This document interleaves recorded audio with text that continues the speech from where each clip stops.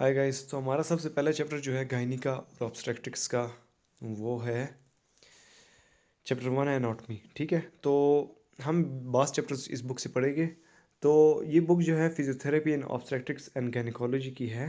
ये जिल मेंटल और इन लोगों ने लिखी है। तो सबसे पहले इस बुक को जब स्टार्ट करते हैं तो इसमें सबसे पहले इंट्रोडक्शन होती है। तो मैंने जो है इसमें चैप्टर्स में जो है बहुत इंपॉर्टेंट पॉइंट्स लिए और उनको मैंने हाईलाइट भी किए, जो कि मुझे लगता है कि पेपर पॉइंट ऑफ व्यू से इंपॉर्टेंट होते हैं, और वैसे भी इसमें जो इंपॉर्टेंट बातें थी वो मैंने लिख दी है। तो सबसे पहले तो इधर मैंने रोल लिखा हुआ है कि ऑब्स्टेट्रिक फिजियोथेरेपिस्ट का क्या रोल होता है, इसके अलावा मिडवाइफ का क्या रोल होता है, और हेल्थ विजिटर का। इसके बाद अब जो हमारा मेन चैप्टर है वो है एनाटॉमी का। सबसे पहले चैप्टर जो है इस बुक में एनाटॉमी है। एनाटॉमी हम किस चीज़ की पढ़ेंगे? पेल्विस की, जो कि मेन इसमें है। इसके अलावा पेल्विक फ्लोर मसल्स और मसल्स ऑफ द पेल्विस, ये भी मेन है। तो ये दो चीज़ें जो है ये मेन है जिस पे हम लोगों का ज़्यादा फोकस होगा। इसके अलावा जो और ये रीजन्स है इसकी भी थोड़ी बहुत ओवरव्यू देख लेंगे।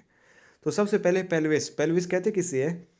पेल्विस जो है एक बोनी रीजन है, जो कि ऊपर अगर देखें तो वर्टिब्राज है और नीचे लेग्स है। तो इसके दरमियान जो रीजन है एक रिंग सी बन रही है, बोनी रिंग, जो कि पेल्विस कहलाती है। इसका फंक्शन प्रोटेक्टिव शील्ड है अंदर के ऑर्गन्स के लिए। इसके अलावा सपोर्ट करता है, स्ट्रंक वेट बेरिंग में ये रोल प्ले करता है। अपर बॉडी का जो वेट है वो लेग्स को ट्रांसफ़र इस पेल्विस के थ्रू होता है। वर्टेब्रा से वज़न आता है सैक्रम पे, सैक्रम से डिस्ट्रीब्यूट होता है पेल्विस में, और पेल्विस से फिर जाता है लोअर लिम्स की तरफ वज़न। तो ये इसके फंक्शंस हैं। तो पेल्विक में दो इननॉमिनेट बोन्स होती है और साथ ही साथ सैक्रम होता है। तो ये जो है एक रिंग बनाते हैं। जो सैक्रम है उसके साथ ये नीचे इधर कॉक्सिक्स भी अटैच है। तो ये हो गया रेड, येलो और ग्रीन, ये तीन पार्ट्स हैं। ये तीनों एक साथ मिलके एक इननॉमिनेट बोन बनाती है। इसी तरह दूसरी साइड पे भी, लेफ्ट साइड है ये, राइट साइड है, दोनों साइड पे तीन तीन बोन्स है। ये वन इननॉमिनेट बोन टोटल कहलाती है और ये भी इननॉमिनेट बोन कहलाती है। तो टोटल पेल्विस में टू इननॉमिनेट बोन्स होगी, साथ ये सैक्रम हो गया और कॉक्सिक्स हो गया। तो ये आपस में मिलके बनाते हैं पूरा पेल्विस। तो इस पेल्विस को ये कहते इसकी, अच्छा, ये जो इननॉमिनेट बोन्स है वो तीन बोन से बनी है। इलियम है, ये येलो कलर की प्यूबिस है, और ये इस्कियम है। तो इसको अगर इस व्यू में देखें तो ये इलियम है, ये एंटीरियर व्यू है, ये एंटीरियर साइड है, ये प्यूबिस इधर होती है, और ये है इस्कियम। और इसके दरमियान ये जो जिस जगह पे मिलते हैं, ये इस हिप जॉइंट के इस जगह में मिलते हैं, एसिटेबुलम में मिलते हैं। इस रीजन को कहते हैं ट्रायरेडिएट कार्टिलेज। तो ये इसकी सिंपल ओवरव्यू था। इसके बारे में ये लोग बता रहे हैं कि इसमें जो जॉइंट्स हैं, आगे की तरफ जो ये जॉइंट बनाते हैं वो इधर सिम्फिसिस पुबिस के दरमियान ये जगह इधर जॉइंट बनाते हैं, जबकि पीछे की तरफ जो है सैक्रम की तरफ, सैक्रम और इलियम के दरमियान जॉइंट बनता है। तो इसको इलियोसैक्रल जॉइंट कहते हैं, सैक्रो इलिक जॉइंट, इस साइड पे भी और इस साइड पे भी, दोनों साइडों पे। तो टोटल 3 जॉइंट्स इनके दरमियान बन रहे हैं। ये जो बोन्स तीन है ये फ्यूज़ हुई हुई है, तो ये एक जॉइंट नहीं कहलाता अब। अच्छा, तो फिर लिगामेंट्स की बात करते हैं। इनको होल्ड किसने रखा हुआ है? लिगामेंट्स ने। और ये लिगामेंट्स बहुत ज़्यादा स्ट्रांग है। आप ये सोचें कि आपका जो पूरी बॉडी का वेट है वो इस पे आता है। तो इसका मैं आपको पहले ऐसा करता हूँ, लिगामेंट्स के बारे में आपको 3D व्यू में बता देता हूँ, आपके लोगों के लिए ईजी होगा। अच्छा, तो ये जो आपको नज़र आ रहा है, ये ऊपर ये वर्टिब्रास है। ये जो रीजन है, अगर इनको हटा दूँ मैं, लेग्स को मैं हटा दूँ दोनों, और ये वर्टिब्रास को मैं ऊपर की अगर छोड़ दे इसको, इसके अलावा ये जितना आपको नज़र आ रहा है ये रीजन पूरा पेल्विक गर्डल का है। तो इसमें जो लिगामेंट्स, मेन लिगामेंट्स है, वो अगर पोस्टीरियर की तरफ से देखें तो एक तो ये सैक्रो इलियक लिगामेंट्स है, सैक्रम से अटैच हो रहे इलियम पे। ये इलियम बोन है पेल्विस की, ठीक है। इन नॉमिनेट बोन्स में तीन मैंने बताई थी, एक इस्कियम थी, एक इलियम थी और एक प्यूबिक थी। तो जो इलियम और सैक्रम, ये जो रीजन है नीचे इसके पीछे जो बोन आपको ब्लू नज़र आ रही है, सैक्रम है। तो इन दोनों के दरमियान जो लिगामेंट्स प्रेजेंट है ये है सैक्रो इलिक लिगामेंट्स। इसके अलावा अगर देखें, सैक्रम से नीचे लग रहा है इस्कियम पे। ये इस्कियम पे दो लिगामेंट्स लग रहे हैं सैक्रम से, एक ये नीचे की तरफ लग रहे हैं और एक ही ऊपर की तरफ। एक ये वाला लिगामेंट है, एक ये वाला लिगामेंट है। जो ये नीचे लिगामेंट लग रहा है ये इसकियल ट्यूबरोसिटी के साथ अटैच हो रहा है, तो इसको सैक्रो ट्यूबरस लिगामेंट कहते हैं। सैक्रम से अराइज हो रहा है और ट्यूबरोसिटी पे लग रहा है, तो ट्यूबरस, सैक्रो ट्यूबरस लिगामेंट। जबकि दूसरा जो है ये इशियम है, इसकी ये इधर स्पाइन होता है। तो अगर देखा जाए तो ये इधर से अराइज हो रहा है सैक्रम से और इधर स्पाइन पे लग रहा है, तो इसको सैक्रोस्पाइनस लिगामेंट कहते हैं। तो ये पोस्टीरियर व्यू से आपको ये लिगामेंट नजर आता है। इसके अलावा एक और लिगामेंट है जो कि इलियोलंबर है, जो कि मोस्टली एंटीरियर साइड पे पीछे से भी नजर आता है। तो ये जो है, अब ये एंटीरियर व्यू पे आता है। ये पोस्टीरियर मैंने आपको बता दिया है। एंटीरियर व्यू जो है ये इलियोलंबर है, इलियम प्लस लंबर। तो इसके दरमियान जो लिगामेंट है इलियोलंबर, ये जो लिगामेंट है ये इधर से स्टार्ट होता है और ये L4 L5 पे लगता है। इधर तो सिर्फ एक पे लगा हुआ है, लेकिन L4 के साथ भी अटैच होता है। इसके अलावा anterior sacro iliac ligament, sacrum और इलियक के दरमियान ही लिगामेंट, तो इसे सैक्रो इलियक लिगामेंट कहते हैं। दोनों साइडों पे इस तरह, ठीक है। और आगे की तरफ इस तरह कोई खास लिगामेंट नहीं है। इधर एंटीरियर लॉन्गिट्यूडनल लिगामेंट होते हैं, वो अपने वर्टिब्रा के है, तो वो पेल्विस में रोल प्ले नहीं करते थे। तो अगर देखा जाए, अगर मैं इन लिगामेंट्स को हटा दूं, अगर मैं हटा दूं दोनों साइड से, तो अगर आप देखें तो ये इलियम जो है ये किस तरह, ये जो सैक्रम है ये किस तरह इसके साथ पड़ा हुआ है, हड्डी के साथ, इलियम के साथ। इस पे नीचे की तरफ फोर्स आता है, पूरी बॉडी का फोर्स इधर से आता है। 1 मिनट। पूरी बॉडी का फोर्स इस वर्टिब्रा के थ्रू, इन वर्टिब्रास के थ्रू आता है इस एक बोन पे, और इससे सारा वजन नीचे की तरफ जाता है ग्रेविटी की वजह से। लेकिन फिर भी ये सेपरेट नहीं होता इलियम से। तो ये बताता है कि ये इधर की लिगामेंट्स कितनी ज़्यादा स्ट्रांग है। जो पोस्टीरियर इधर लिगामेंट्स थी वो बहुत ज़्यादा स्ट्रांग होती है। इवन अगर आप कैडेवर को देखें, कैडेवर पे अगर आप लोग उसको जोर दे के अलहदा करने की कोशिश करें तो लिगामेंट टीयर नहीं करती पोस्टीरियर लिगामेंट्स। वो जिस जगह पे लगी होती है बोन के साथ, उस जगह से वो हट सकती है, लेकिन टीयर नहीं हो सकती। जबकि एंटीरियर लिगामेंट्स जो है वो टीयर हो सकती है। इवन प्रेगनेंसी में जो है ना, बास केसेस में वो टीयर हो सकती है। तो अब इधर अगर आते हैं तो इधर सबसे पहले इन्होंने यही बात की हुई है लिगामेंट्स के बारे में। ये सारी लिगामेंट्स की पिक्चर्स भी मैंने दी हुई है, कौन कौन सी लिगामेंट्स हैं, इनके नेम्स आप देख ले। एंटीरियर व्यू है, ये ऊपर पोस्टीरियर है, और ये साइड वाइज व्यू है। इसमें आपको बता रही पेल्विक, ये जो रीजन है ये पेल्विस की ट्रू पेल्विस कहलाता है, ठीक है, पेल्विक रिंग। तो ये भी इसके बारे में देखते हैं। तो पेल्विस जो है ना, रिंग ऑफ बोन, ये कर्व कैनाल बनाती है, ठीक है।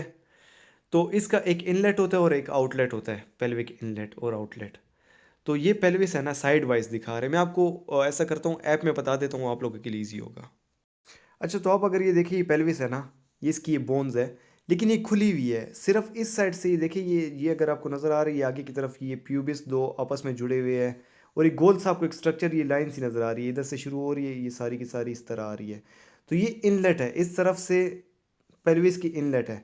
और ये नीचे अगर आपको ये नज़र आ रहा है, ये गोल सा जो रीजन नज़र आ रहा है, तो ये इसका आउटलेट है। इसके दरमियान जो रीजन है ना, ये जो सारी रीजन है, ये कहलाता है ट्रू पेल्विस। ये जो ऊपर ये वाली रीजन है, या ये वाली रीजन है, इधर के जो ऑर्गन्स इधर पड़े हुए, ये वाली जगह ट्रू पेल्विस नहीं कहलाती। ये जो अंदर की जो रीजन है, ये जो पेल्विक इनलेट बन रहा है, पेल्विक इनलेट किस चीज़ से बन रहा है, पीछे की तरफ ये देखिए सैक्रल प्रोमोंटरी, ये सैक्रम की ये जो जगह है इसे सैक्रल प्रोमोंटरी कहते हैं। आगे की तरफ ये प्यूबिक के रेमिस, प्यूबिस रेमिस है, ठीक है। और इससे जो है ये पेल्विक इनलेट बनता है। और आउटलेट जो है वो अगर नीचे देखे कॉक्सिक से पीछे, साथ ही साथ ये लिगामेंट्स है, सैक्रोट्यूबरस और सैक्रोस्पाइनस। और आगे की तरफ जो है ये प्यूबिस के जो नीचे वाला पार्ट है और इस्कियम का ये जो पार्ट है, इससे पेल्विक आउटलेट बन रहा है। तो ये गोल वो है। इसके अलावा मैं आपको और बता दूं इसके डायमीटर्स की। जो इनलेट होती है इसका एंटीरो पोस्टीरियर डायमीटर कम होता है, जबकि ट्रांसवर्स इधर से लेके इस जगह का जो डायमीटर है ये ज़्यादा होता है। जबकि जो आउटलेट है उसका एंटीरो पोस्टीरियर डायमीटर ज़्यादा होता है, जबकि इस साइड से लेके इस साइड का जो डायमीटर है, ट्रांसवर्स डायमीटर, वो कम होता है, ठीक है। तो जब बेबी का हेड इधर से पास होता है, तो बेबी का हेड तो एंटीरो पोस्टीरियरली लंबा होता है ना, as compared to side wise, आगे पीछे से ज़्यादा वो उसका डायमीटर होता है ना। तो वो जब इनलेट से पास होता है तो वो साइड वाइज पास होता है। मतलब लेट सपोज उसका हेड इधर से इस तरफ होगा, लेट सपोज आइज इस तरफ है तो back head of the head इस तरफ होगा। फिर जैसे ही ट्रू पेल्विस की तरफ इंटर होता है मिड कैविटी में, तो वो थोड़ा सा रोटेट कर जाता है। और जैसे ही नीचे की तरफ आउटलेट की तरफ आता है, तो आउटलेट का जो डायमीटर है, एंटीरो पोस्टीरियर डायमीटर ज़्यादा है ना, ये वाला डायमीटर ज़्यादा है ना, ये वाला, तो उसका बेबी का हेड भी इसी डायमीटर के अकॉर्डिंग जो है आगे पीछे हो जाता है। तो लेट सपोज उसका हेड इस तरफ आ जाता है आगे पीछे, ठीक है, इस तरफ। तो इस इधर इनलेट की तरफ साइड वाइज होता है उसका हेड, और नीचे की तरफ आउटलेट की तरफ पहुंचता है तो वो आगे पीछे की डायरेक्शन में हो जाता है। अच्छा, तो इधर इन्होंने ये बात की इनलेट की कि सैक्रल प्रोमोटरी और superior aspect of pubis bone से बनता है, जबकि आउटलेट जो है वो pubic arc, sacrotuberous, scale spine और लिगामेंट ऑफ कॉक्सिक्स से बनता है। ठीक है, तो इसके दरमियान जो स्पेस होता है इसको ट्रू पेल्विस कहा जाता है।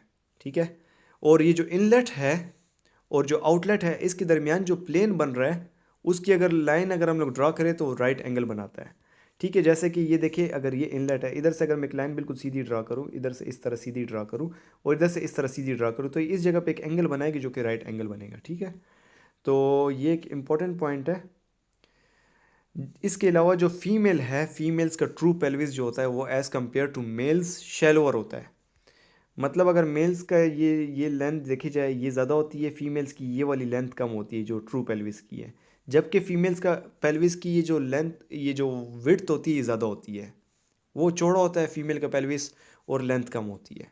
ठीक है, शैलोअर होता है और वाइडर होता है। ठीक है, तो जो पेल्विस है इसकी फीमेल्स में 4 टाइप्स होती है। 4 टाइप्स है, ये इधर ये 4 टाइप्स की डायग्राम बने हुए हैं।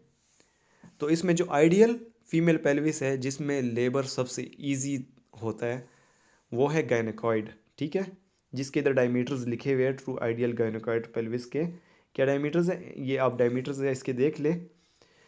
तो ये इसके नॉर्मल डायमीटर्स होते हैं, जबकि जो डिफरेंट और जो पेल्विस है इसमें लेबर मुश्किल हो जाता है और ज़्यादातर केसेस पर सी सेक्शन की तरफ चले जाते हैं। तो इधर इन्होंने ये लिखा हुआ है, ये वो जो फीमेल जब लेबर होता है तो उस टाइम मैंने बताया कि बेबी का हेड किस तरह पास होता है वो लिखा हुआ है। इसके बाद लिखा हुआ है कि कौन से ऐसे पेल्विस है जिसकी वजह से लेबर्स मुश्किल हो सकता है, वो रीजंस मैंने इधर लिखी हुई है, आप लोग देख ले। अच्छा, इसके बाद वो जो मैंने लिगामेंट के बताया था कि पोस्टीरियर सैक्रल लिगामेंट जो होता है वो बहुत स्ट्रांग होता है और उसके टीयर होने के चांसेस कम होते हैं as compared to anterior sacroiliac ligament, जो कि टीयर हो सकता है ड्यूरिंग चाइल्ड बर्थ।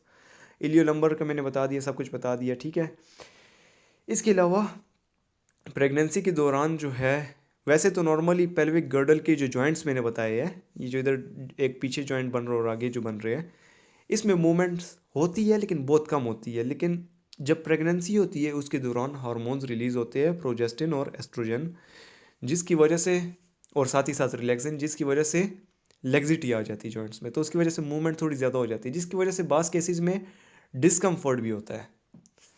ये जो सिम्फिसिस प्यूबिस जॉइंट होता है इधर, ये वाला जॉइंट, ये बास केसेस में डिसलोकेट कर जाता है, बास केसेस में डिसलोकेट भी कर जाता है ये। तो नॉर्मली 1 मिलीमीटर तक जो है, अगर ये लेस देन 1 सेंटीमीटर से कम की सेपरेशन हो रही है तो ये नॉर्मल है, इससे इतना कोई नहीं है। लेकिन इससे ज़्यादा की हो रही है तो कंसिडर किया जाता है कि ये जो है रप्चर हो गया है जॉइंट का।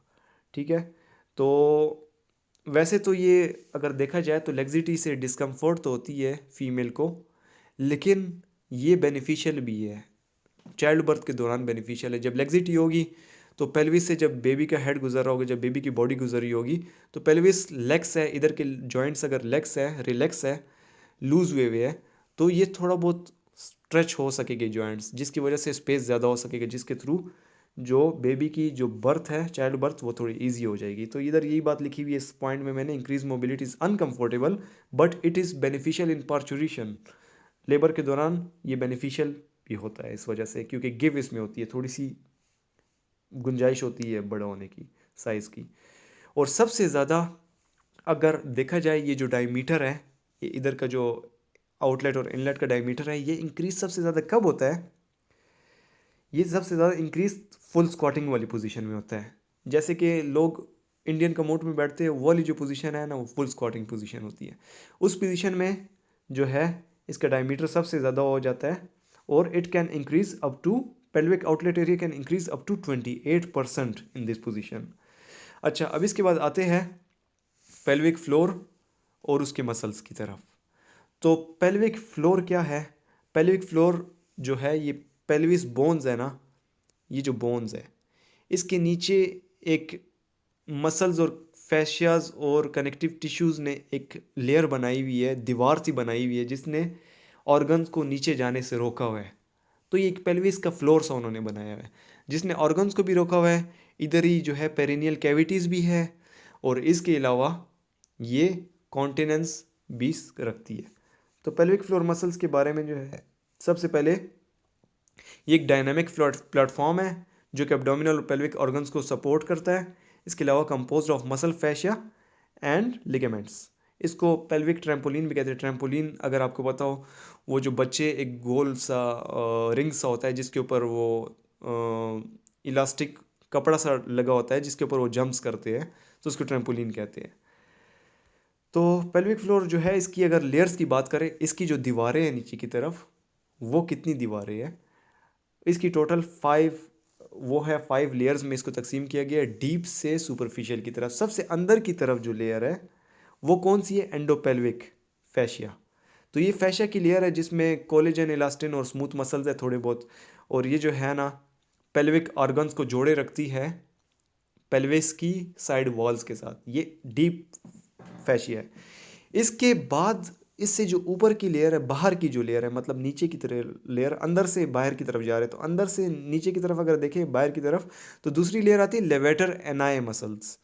ये इसमें 2 मेन मसल्स आते हैं, जो कि एक है प्यूबोविसरेलिस, जिसको प्यूबोकॉक्सिजियस भी कहते हैं, इसके अलावा प्यूबोपेरिनियस भी कहते हैं।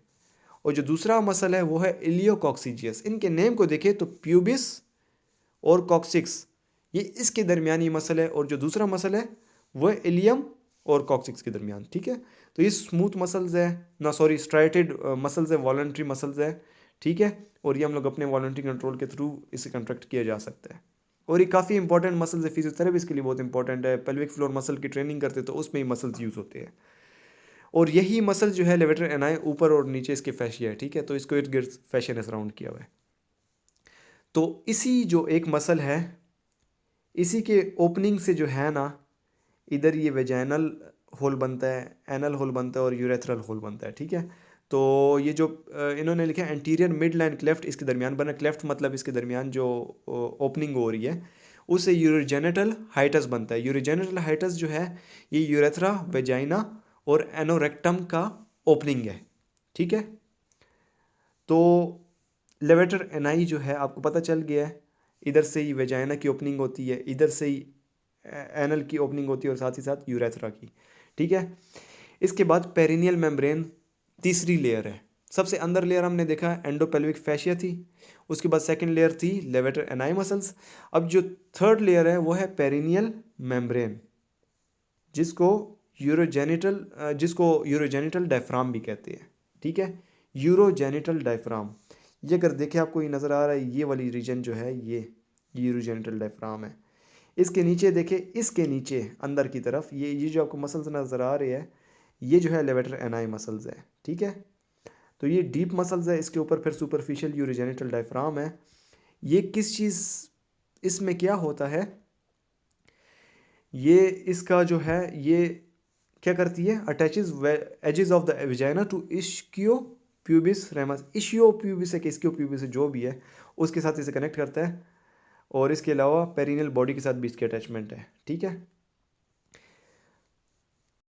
तो ये जो नीचे लेवेटर एनाई था, इधर से ओपनिंग हुई हुई थी, और इधर जो इसकी जो वेजाइना की वॉल्स हो गई, एनस की वॉल हो गई, तो इसके इर्द गिर्द जो स्फिंक्टर्स है ना, ये इसी यूरोजेनिटल डायफ्राम के हिस्से में ही आ जाती है, पेरिनियल मेम्ब्रेन में ही आ जाती है, इसी के हिस्से में आ जाती है। ठीक है, तो इसके बाद फोर्थ लेयर, सबसे इनर लेयर एंडोपेल्विक फैशिया होगी, उसके बाद लेवेटर एनाई मसल्स हो गए, इसके बाद पेरिनियल मेम्ब्रेन हो गया, इसके बाद जो है इसके ऊपर वाली लेयर एक्सटर्नल जेनिटल मसल्स, जो कि इसियो कैवर्नोसस हो गए, बल्बो कैवर्नोसस हो गए, जिसको बल्बोस्पोंजियोसिस भी कहते हैं, और इसके अलावा ट्रांसवर्स पेरिनियल मसल्स, जो कि इस पिक्चर में भी आपको नज़र आ रहे हैं, इसियो कैवर्नोसस मसल्स हो गए, और इसके अलावा जो इस तरफ है बल्बोस्पोंजियोसिस और सुपरफिशियल ट्रांसवर्स पेरिनियल मसल। इसको मैं 3D डायग्राम में भी आपको दिखा दूंगा, तो उसमें भी हम लोग देख लेंगे। तो इसके बाद जो लास्ट लेयर आती है वो स्किन की आ जाती है और जेनिटल ऑर्गन्स की आ जाती है। ठीक है, तो ये पेल्विस फ्लोर में ये सब कुछ आता है, मसल्स भी आते हैं, इसके अलावा और भी चीज़ें आ जाती है इसमें। ठीक है, अच्छा, तो ये आप लोग देखें, ये पेल्विस है। ठीक है, इसके अंदर ये ऑर्गन्स है, ये ब्लड यूट्रस है, और इसके आगे जो है ब्लैडर है, ये ब्लैडर के ऊपर लाया करता है यूट्रस। तो इन ब्लैडर और यूट्रस को मैं हटा देता हूँ, ये भी हटा देता हूँ। वेजाइना भी हट गया। अच्छा, तो अब ये इन साइड से दिखती है, डीप से सुपरफिशियल की तरफ आता है। तो सबसे अंदर की तरफ ये देखिए, इसकी अगर आप देखें तो किस तरह कप शेप बना हुआ है। ये जो पेल्विक फ्लोर मसल्स है, ये पेल्विक फ्लोर ये चीज़ है, ये जो आपको नज़र आ रही है सारा रीजन, ये पेल्विक फ्लोर है। इसने किस्म से कप सा बनाया और ऑर्गन्स को होल्ड करता है, और ट्रू पेल्विस के ऑर्गन्स को इसने होल्ड किया हुआ है मेनली। ठीक है, तो डीप लेयर सबसे पहले एंडोपेल्विक फैशिया थी, जो इसके ऊपर कवर होती है। ठीक है, सारी जगह पे कवर किया होता है उसने, और ऑर्गन्स को साइड सराउंडिंग वॉल्स के साथ जोड़े रखता है। फिर उसके बाद दूसरी लेयर हमने कहा था लेवेटर एनाई की थी। तो ये जो आपको मसल नज़र आ रहा है प्यूबोकॉक्सीजियस, मैंने कहा था उसमें दो मसल्स आते हैं लेवेटर एनाई में, प्यूबोकॉक्सीजियस और इसके अलावा आता है इलियोकॉक्सीजियस। तो इलियोकॉक्सीजियस ये वाला मसल है, ये इलियम से स्टार्ट होता है, और पीछे जो कॉक्सिक बोन है, ये वाली जो बोन है, छोटी सी बोन है, इसके साथ आके लगता है। ये देखिए इस जगह पे आके लग रही है, तो इसको इलियोकॉक्सीजियस मसल कहते हैं। ये है प्यूबियोकॉक्सीजियस, ये प्यूबिस से स्टार्ट होता है। ये जो प्यूबिस बोन है, ये वाली जो बोन है, ये प्यूबिस बोन है। ये मसल प्यूबोकॉक्सीजियस इधर से शुरू होता है और ये कॉक्सिक्स के साथ लगता है, तो ये प्यूबोकॉक्सीजियस। और इसी में देखिए ये जो आपको दरमियान में ये रीजन नज़र आ रही है, सारी जो रीजन नज़र आ रही है, ये इसने यूरोजेनिटल हाइटस बनाया हुआ है, जिसमें ओपनिंग्स है किस किस की, यूरेथ्रा की, वेजाइना की और एनल रीजन की। ठीक है, और यही जो प्यूबोकॉक्सीजियल मसल है, इसका ये जो मीडियल पार्ट है, ये जो अंदर की तरफ वाला पार्ट है, ये अगर वेजाइना के नज़दीक वाला पार्ट है तो इसको प्यूबो वेजाइनालिस कहते हैं। अगर इस एनल के नज़दीक वाला पार्ट है तो इसको प्यूबो रेक्टाइलिस, इस जगह को प्यूबो रेक्टाइलिस कहते हैं, इस जगह को प्यूबो वेजाइनालिस कहते हैं, क्योंकि इसके नज़दीक है। ठीक है, जबकि इस लेटरल रीजन को ट्रू प्यूबो कॉक्सीजियस मसल कहते हैं। ठीक है, तो ये इसके बारे में था। अब अगर इस प्यूबो कॉक्सीजियस मसल को मैं हटा दूं और इलियोकॉक्सीजियस मसल को भी मैं हटा दूं, इसके बाद जो आता है, मैंने बताया था कि पेरिनियल मसल्स आते हैं। ठीक है, तो पेरिनियल मेम्ब्रेन और वो जो यूरोजेनिटल डायफ्राम था वो आता है। तो ये पेरिनियल के मसल्स हो गए। इसके अलावा स्फिंक्टर जो है, ये आपको स्फिंक्टर नज़र आ रही है, एनल स्फिंक्टर, इसको मैंने हटा दिया। इसके अलावा आपको ये जो नज़र आ रहा है, सॉरी प्यूबो रेक्टाइलिस रह गया मुझसे। अच्छा, इसके अलावा जो आपको नज़र आ रहा है, ये इधर स्फिंक्टर, वेजाइना का भी स्फिंक्टर होता है। ठीक है, एनल स्फिंक्टर होता है। ठीक है, वेजाइना का नहीं होता, सॉरी। तो ये हो गया। ये इसके अलावा ट्रांसवर्स पेरिनियल फाइबर्स है। इसके अलावा इधर और मसल्स भी होते हैं। इस साइड पे जो होता है ऑब्ट्यूरेटर मसल लगा होता है, इंटरनस इस तरफ होता है, एक्सटर्नस इस तरफ होता है। इसके अलावा ये आपको जो नज़र आ रहा है कॉक्सीजियस मसल है, कॉक्सिक्स और इधर लगा हुआ है। ठीक है, इसको इशियोकॉक्सीजियस मसल भी कहते हैं। ठीक है, तो ये मसल भी इसकी पेल्विक फ्लोर के सराउंडिंग्स में आता है और सप्लाई उसको क्या कहते हैं, स्टेबलाइज करता है सैक्रम को। ठीक है, तो ये आपके पास पेल्विक फ्लोर आ गया। पेल्विक फ्लोर मसल के बहुत से फंक्शंस है। ये सपोर्ट प्रोवाइड करता है, और इसके अलावा कॉन्टिनेंस, वॉइडिंग में काम करता है, डेफिकेशन में, सेक्सुअल एक्टिविटी, चाइल्ड बर्थ, इस सब में काम करता है। ठीक है, इसके अलावा फिजियोथेरेपिस्ट के लिए इंपॉर्टेंट मसल है, मैंने बताया है कि वो इसमें काफ़ी वो करते हैं, फोकस करते हैं, कीगल्स एक्सरसाइज जो है। ठीक है, इसके अलावा मैंने आपको बताया कि प्यूबोकॉक्सीजियस को मीडियल पोर्शन में प्यूबो वेजिनालिस कहते हैं, अगर वो वेजाइना के नज़दीक है। प्यूबो रेक्टाइलिस हो गया इस तरह। ठीक हो गया। इसके अलावा एसोसिएटेड मसल्स इधर और जो है इशूकॉक्सीजियस, जो मैंने आपको अभी लास्ट में बताया, कॉक्सीजियस मसल भी उसे कहते हैं। इसके अलावा ऑब्टूरेटर इंटरनस और पिरिफॉर्मिस मसल, ये भी उधर नज़दीकी होते हैं और काम करते हैं पेल्विक फ्लोर मसल्स के साथ। ठीक है, तो ये इसकी नर्व सप्लाई जो है, पहले तो लोग कहते हैं प्यूडेंटल नर्व के साथ थी, लेकिन फिर बाद में पता चला और ओपिनियन थोड़ा सा चेंज हो गया कि सैक्रल नर्व रूट जो है पेल्विक फ्लोर मसल्स को ज़्यादातर सप्लाई दे रहे हैं, लेवेटर एनाई मसल्स को स्पेसिफिकली। इसके बाद अब हमने पेल्विस पढ़ लिया, पेल्विस की एनाटॉमी पढ़ ली, पेल्विक फ्लोर मसल्स पढ़ लिए।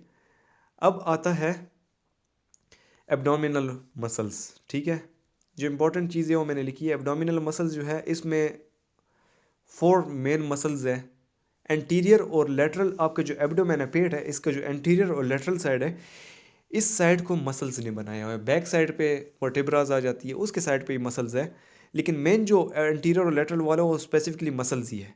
ठीक है, तो उसमें जो डीप से सुपरफिशियल मसल्स की बात की जाए तो सबसे पहले ट्रांसवर्सस एब्डोमिनिस आता है, फिर उसके ऊपर इंटरनल और एक्सटर्नल ऑब्लिक आते हैं, उसके बाद रेक्टस एब्डोमिनिस आते हैं। तो ये 3 मेन मसल्स है, 4 मसल्स है, जो कि इसकी वॉल्स बना रहे हैं, और ये दरमियान में लाइन एक लाइन बनाते हैं, लिनिया एल्बा, जिसके साथ ये सारे कनेक्ट है। ठीक है, ये जो नीचे ये रेक्टस एब्डोमिनस ये ऊपर मसल है, इसके साइडों पे ये इंटरनल और एक्सटर्नल ऑब्लिक्स है, और अंदर की तरफ ट्रांसवर्सस एब्डोमिनस मसल होता है।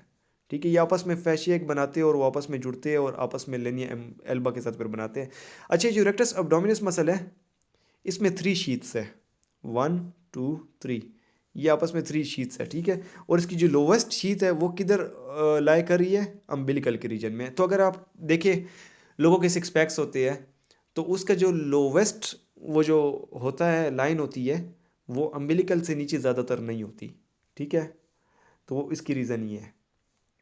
और इसके अलावा एक इम्पॉर्टेंट बात, ये जो रेक्टस एब्डोमिनस मसल है ये स्ट्रेचेबल मसल है, लेकिन ये स्ट्रेच कौन से किस तरह होता है, ये सिर्फ इस तरह लंबाई में स्ट्रेच होता है, इस तरह चौड़ाई में इसे स्ट्रेच नहीं किया जा सकता। तो प्रेगनेंसी के दौरान ये स्ट्रेच होता है, लेकिन ये लंबाई में लेंथन होता है, फिर वापस अपने पोजीशन में आ जाता है वक्त के साथ।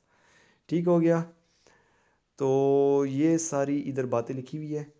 इसके बाद ब्रेस्ट्स के बारे में, ब्रेस्ट के बारे में ज़्यादा डिटेल में नहीं था क्योंकि गायनी हम लोग पढ़े, तो बस ठीक है, इतना काफ़ी है। तो ब्रेस्ट जो है फैट और ग्लैंडुलर टिश्यू से बना हुआ है, और पेक्टोरलिस मेजर मसल पहले नीचे पेक्टोरलिस मेजर मसल होता है, उसके ऊपर जो है फैट्स और ग्लैंडुलर टिश्यूज़ होते हैं। ठीक है, तो दो एक एक एक, एक दो इस ब्रेस्ट में जो होते हैं 15 to 25 सिक्रीटिंग लोब्यूल्स होते हैं, लेक्टोफेरस डक्ट्स होते हैं, जिसके अंदर भी काफ़ी लोब्स होते हैं, लोब्यूल्स होते हैं। ठीक है, ये मेन लोब्यूल्स है 15 to 25, फिर इसके अंदर भी काफ़ी होते हैं। और ब्रेस्ट की जो ग्रोथ होती है ये 2 स्टेजेस में होती है, एक प्यूबर्टी के दौरान और एक फिर जब प्रेगनेंसी होती है उस टाइम इसकी ग्रोथ होती है। इसके बाद आता है रिप्रोडक्टिव ट्रैक्ट, ये इसके बारे में तो आप लोगों ने पढ़ा होगा, लेकिन फिर भी एक ओवरव्यू दे देते हैं। सबसे पहले इसमें ओवरीज होता है, अगर साइड पे देखें ओवरीज है, फिर उसके साथ फेलोपियन ट्यूब्स होता है, उसके बाद यूट्रस होता है, और लास्ट में वजाइना। ठीक है, तो ओवरीज जो है इसमें इतना डिटेल में जाने की ज़रूरत नहीं है, ये आप लोग एक नज़र देख लें, इसमें इतना कुछ मुश्किल नहीं है। वजाइना का अगर देखें, वजाइना 7.5 सेंटीमीटर लॉन्ग होता है, और इसमें एक बात है, ये अपवर्ड्स जिधर से ये वजाइना शुरू हो रहा है, इसकी जो ओपनिंग है उधर से अगर पीछे की तरफ देखें तो ये ऊपर जाता है और अंदर की तरफ पीछे की तरफ जाता है। ठीक है, तो ये पेल्विक फ्लोर मसल्स के साथ बिल्कुल पैरेलल होता है, लेटा हुआ होता है, और ये यूट्रस के साथ ये अटैच होता है सर्विक्स के थ्रू, तो ये और यूट्रस के दरमियान एक 90 डिग्री के एंगल बनाता है। ठीक है, इसके जो इसमें स्मूथ मसल फाइबर्स होते हैं, लॉन्गिट्यूडनल और सर्कुलर होते हैं। ठीक है, इसके अंदर, और इसकी जो लाइनिंग होती है स्ट्रेटिफाइड स्क्वामस एपिथेलियम होता है, इसका एसिडिक पीएच होता है, ये एक इंपॉर्टेंट बात है, इन्फेक्शंस को प्रिवेंट करने के लिए होता है। ठीक हो गया, इसके अलावा लिगामेंट्स जिन्होंने रिप्रोडक्टिव ट्रैक्ट को होल्ड रखा होता है उसमें 2 मेन लिगामेंट्स आते हैं, राउंड एंड ब्रॉड लिगामेंट। ठीक है, तो ब्रॉड लिगामेंट जो है वो इनर साइड ऑफ पेल्विस पे लगा होता है। यूट्राइन राउंड लिगामेंट जो होते हैं वो यूट्रस को पकड़ा होता है, उसने एंटीवर्टेड और एंटीफ्लेक्स पोजीशन में रखा होता है। वो जो मैंने आपको वीडियो में स्टार्ट में दिखाया यूट्रस जो पोजीशन था उसको एंटीवर्टेड और एंटीफ्लेक्स पोजीशन कहते हैं। इसके अलावा एंटी एनोरेक्टल रीजन जो है, एनस और रेक्टम की जो रीजन है उसमें ये थोड़े से इंपॉर्टेंट पॉइंट्स ये आप देख लें। तो इसी के साथ हमारा चैप्टर 1 की एनाटॉमी ख़त्म हो जाती है, तो इसके बाद मिलते हैं अगली वीडियो में।